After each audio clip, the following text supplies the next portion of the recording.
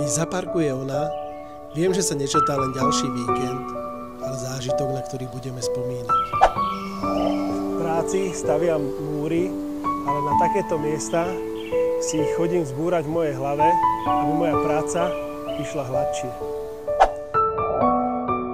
Aj oddych patrí k budovaniu seba, vzťahu a života.